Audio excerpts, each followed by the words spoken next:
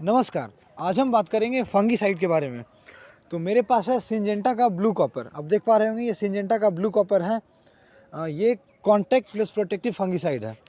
अब इसके कंपोजिशन के बारे में बात करें तो ये कॉपर ऑक्सीक्लोराइड 50% WP फॉर्म में होता है, मतलब पाउडर फॉर्म में है, जो कि एक वाटर सॉल्युबल होता है, उसको कहते हैं WP। तो फिर से ध्यान दें, कंपोजिशन कॉपर ऑक्सीक्लोराइड 50%। तो अब बात करें ये कैसे काम करता है, इसका क्या मोड ऑफ एक्शन है। तो ये कॉन्टैक्ट फंगीसाइड के साथ साथ ये प्रोटेक्टिव प्लस बैक्टीरिया साइड भी है, मतलब जो बैक्टीरियल डिजीज़ को कंट्रोल करता है। और कॉन्टैक्ट फंगीसाइड मतलब जो ऊपरी भाग से काम करना शुरू करे। एक होता है सिस्टेमिक फंगीसाइड, मतलब हम स्प्रे कर रहे हैं तो तना में जाके लीफ के थ्रू वो काम करता है, तो उसको कहते हैं सिस्टेमिक फंगीसाइड। और कॉन्टैक्ट फंगीसाइड क्या है, हम स्प्रे कर रहे हैं जो ऊपरी भाग से, मतलब मान लीजिए पत्ती पे छिड़के तो ऊपर से जो काम करना स्टार्ट करे और जल्दी स्टार्ट करे, उसको बोलते हैं कॉन्टैक्ट फंगीसाइड। तो ये कॉन्टैक्ट फंगीसाइड है। अब बात करें कि ये कौन कौन से बीमारी को कंट्रोल करता है। तो ये leaf spot, early blight, late blight, leaf fall, ये सबको ये कंट्रोल करता है। जिसको हम अगेती झुलसा बोलते हैं अर्ली ब्लाइट को, पीछेती झुलसा बोलते हैं लेट ब्लाइट को। और पत्तियां को झड़ना, जो पत्तियां झड़ने की बीमारी आ जाती है, वो भी क्यों होता है, फंगस के कारण होता है। फंगस जो अटैक करता है उसके कारण होता है, तो उसे ये बचाता है। और आप पत्तियां पे ध्यान से गौर करते होंगे कि जो दाना दाना ब्लैक कलर का स्पॉट आ जाता है, जिसको हम लीफ स्पॉट बोलते हैं, उससे ये छुटकारा दिलाता है। तो अब तो ये देख लिए कौन कौन सी बीमारी कंट्रोल करता है। अब ये देखना है इसका इस्तेमाल हम कहाँ करेंगे। तो मुख्यतः इसका इस्तेमाल हम सभी साग सब्जी में कर सकते हैं, फल में भी कर सकते हैं, जैसे सेब, संतरा, ये सब फल में भी हम यूज़ करेंगे।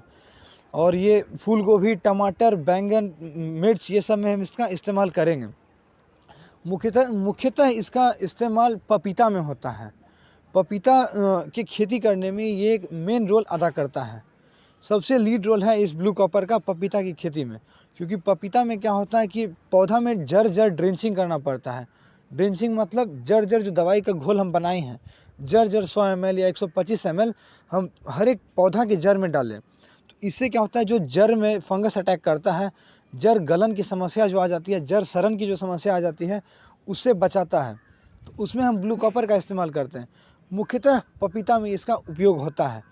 इसका स्प्रे हम जैसे पत्तियां पे कर रहे हैं, फिर भी वो जड़ में काम करेगा। ऐसा नहीं है कि ड्रिंचिंग किए तभी जड़ में काम करेगा। ड्रिंचिंग होता है, बेटर रिजल्ट के लिए ड्रिंचिंग किया जाता है, और अगर हम स्प्रे कर रहे हैं तो भी ये काम करता है। तो पपीता इसका सबसे मेन था। और अगर इसके डोज के बारे में बात करें तो इसका डोज है 3 ग्राम प्रति लीटर।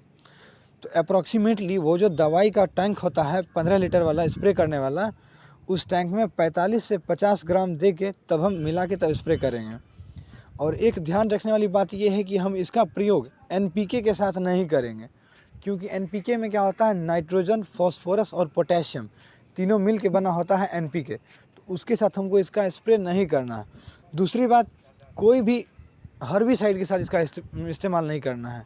आप इसका इस्तेमाल इंसेक्टिसाइड के साथ कर सकते हैं, लेकिन ध्यान रहे खरपतवार नाशक, जिसको हर्बिसाइड बोलते हैं, उसके साथ इसका स्प्रे नहीं होना चाहिए। जैसे 2,4-D, जो कि गेहूं में जंगल को निकालने के लिए, घास को निकालने के लिए जो किया जाता है, उसके साथ इसका इस्तेमाल नहीं करेंगे, क्योंकि उसका रिएक्शन होगा, फ़ायदा कुछ नहीं करेगा, पूरा फसल बर्बाद हो जाएगा। तो हम इंसेक्टिसाइड के साथ कर सकते हैं, लेकिन हर्बिसाइड के साथ नहीं करेंगे। ये सबसे मेन याद रखना है। और दूसरी बात, NPK का मेन ध्यान रखना है कि NPK के साथ स्प्रे इसका नहीं करना है। बेहतर रिजल्ट के लिए आप जैसे ये फंगीसाइड इस्तेमाल कर रहे हैं, तो बेहतर रिजल्ट तब मिलेगा जब आप फंगस आने से पहले इसका इस्तेमाल करें।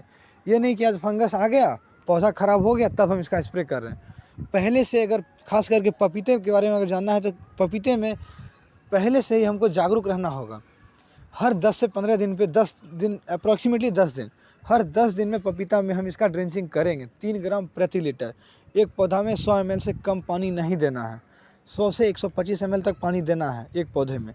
ध्यान रहे जो मिट्टी रहेगा पौधा का, वो भुरभुरा रहे, ताकि जो हम ड्रेंचिंग का पानी दे रहे हैं, दवाई दे रहे हैं, वो उसको अच्छी तरह से अब्जॉर्ब करे। और ऐसा ना हो कि जड़ भींगे ही नहीं, जो हम दवाई दे रहे हैं कहीं और चला जाए, ऐसा नहीं होना चाहिए। और जब हम स्प्रे कर रहे हैं, स्प्रे में क्या करना है कि स्टिकर ले लेना है। जैसे फूल गोभी में क्या है, जो दवाई हम दे रहे हैं तो पत्तियां पे टिकता नहीं है, और जब हम स्टिकर का इस्तेमाल करेंगे तब वो एब्जॉर्ब करता है। और पपीता में भी यही है, हम स्प्रे कर रहे हैं तो वो लीफ उसका जो होता है दूसरे ढंग का होता है, तो वो एब्जॉर्ब नहीं करता है। तो इसके लिए जिसको फेविकॉल बोलते हैं, एक तरह से दुकान में यही बोला जाता है, एक स्टिकर दीजिए। तो आप एक स्टिकर ले लीजिएगा और तब स्टिकर को मिला के स्प्रे करेंगे। स्टिकर का डोज होता है 1 से 1.5 ml पर लीटर। स्टिकर सब कंपनी का अलग अलग आता है, इसलिए आप दुकानदार से इसके बारे में पूछ लें, ये स्टिकर 1 लीटर पानी में कितना देना है, तो उस हिसाब से उसका इस्तेमाल करेंगे। और टमाटर में तो स्टिकर का कोई खास ज़रूरत है नहीं, और बैगन में भी इसका ज़रूरत नहीं है। तो ये फंगिसाइड अगर आपको हेल्पफुल लगे तो प्लीज़ आप इसका इस्तेमाल कीजिए। मेरे समझ से, मेरा जो खेत में खेती होता है उसके हिसाब से हम आपको बता रहे हैं कि ये ब्लू कॉपर कैसे काम करता है। तो फिर से ध्यान रहे, ये ब्रॉड स्पेक्ट्रम है, एक साथ कई बीमारी को कंट्रोल करता है। तो अगर आपको ये वीडियो हेल्पफुल लगे तो प्लीज़ इस वीडियो को लाइक कर दीजिए और हमारे इस चैनल खेती घर को सब्सक्राइब ज़रूर करें। धन्यवाद।